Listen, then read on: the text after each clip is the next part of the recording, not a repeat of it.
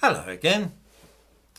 I remember when the first volume of a book called Black Athene was published in the late 1980s. I, like many others, was intrigued. The thesis of the book was that ancient Egypt had been a black African country and that civilization had begun there and then spread out into the Middle East and Europe. This, of course, would mean that all the Greek mathematicians and philosophers were actually a product of black Africans, and later books actually claimed that Greece was full of black people, that people like Euclid and Aristotle were actually black.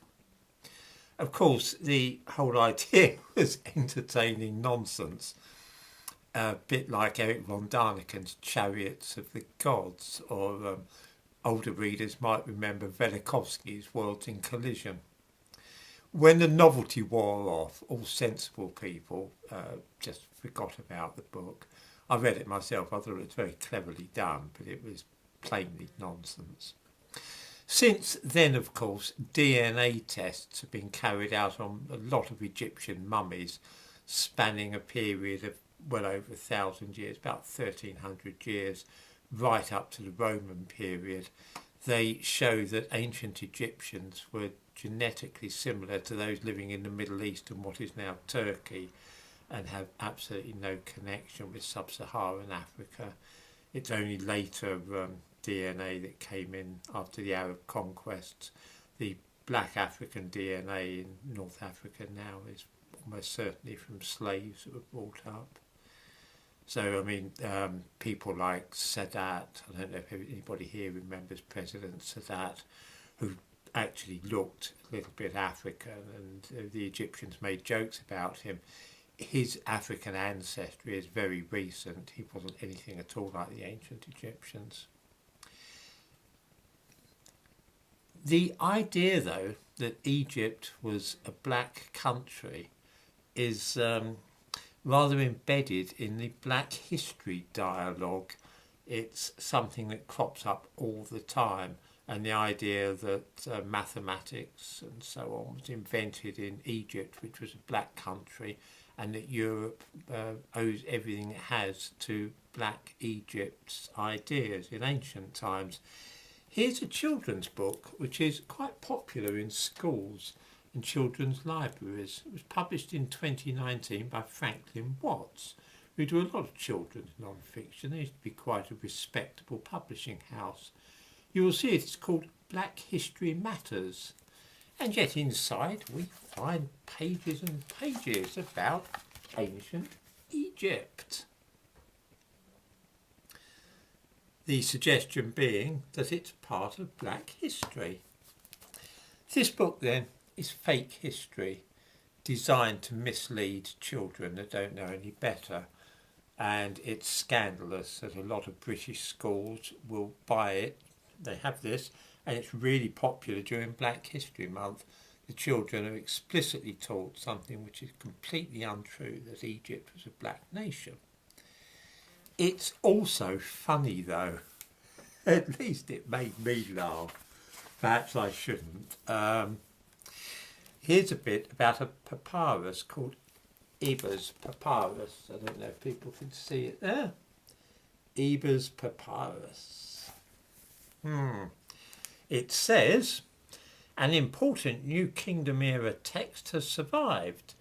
The Eber's Papyrus is believed to be the oldest medical encyclopedia in the world. It covers eye, skin and intestinal diseases, as well as obstetrics and dentistry. This is an attempt, since the idea is that Egypt was black, this is an attempt to show that black Africans were leading the way thousands of years ago in medicine. Okay, what was Eber's Papyrus really? Well, here's a bit about it. I give a link, obviously as usual, in the description to this video, to some sources. People can look at them and they can obviously find out for themselves. Eber's Papyrus, it says here, the scroll contains some 700 magical formulas and remedies to cure afflictions. It contains many incantations meant to turn away disease-causing demons. It's a book of spells rather than a medical encyclopedia. There are some folk remedies, but they are unlikely to prove useful. For example, half an onion and a froth of beer is considered a delightful remedy against death. I should have to try that one. What else do we have here? I mean, I could go through this entire book. It's really shocking. Ethiopia is featured, of course, the Aksumite kingdom. The Aksumite kingdom of Ethiopia is described, but with no mention of the fact that this was an Arab colonial enterprise which covered part of Yemen as well. Nothing about the fact that the languages of Ethiopia today are consequently similar to Arabic. It is presented as a purely indigenous black African kingdom, which is dishonest and misleading. I don't know whether the author actually knows anything about the Aksumite kingdom. Probably not. If this were a purely African civilization, then I would not be able to understand any Amharic or Tigrinya. The very fact that I can do so tells us at once that this kingdom was founded by people from the Middle East. The people there spoke a Semitic language. The same trick, of course, is pulled with the Swahili coast. Have patience for a moment, because this is again scandalous.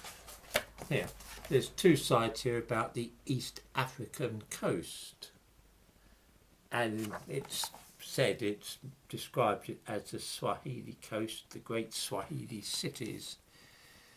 We are told of great Swahili cities, and the impression once again is given that this is an indigenous African civilization.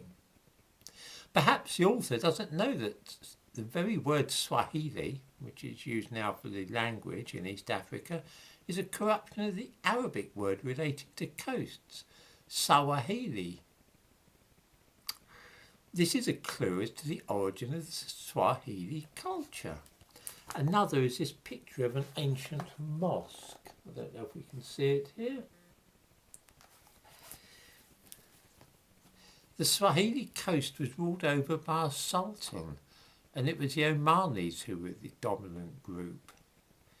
We are told that steel was the main product that was shipped from East Africa to India, but that is absolute rubbish. It's sheer invention. The main product shipped to India was slaves. This wouldn't fit in, though, with the fellow who wrote this book's version of history. He's Caribbean, and he's determined that the only mention of slavery should be in connection with the transatlantic slave trade. At least as many slaves were taken from East Africa by Arab traders, but there is literally not a single word about that in this book. After a bit about the East African coast, without mentioning slaves, we then have pages and pages about the transatlantic slave trade. The alarming thing, or terrifying thing about misleading stuff like this, is that it is what children at school are taught these days. The achievements and history of the Arab people from Yemen who created the Aksumite kingdom are simply appropriated and attributed to black Africans, and the same is done for the empire of the Omanis. This, then, is the world of black history. It consists of pinching other people's achievements and pretending that they belong to people from sub-Saharan Africa.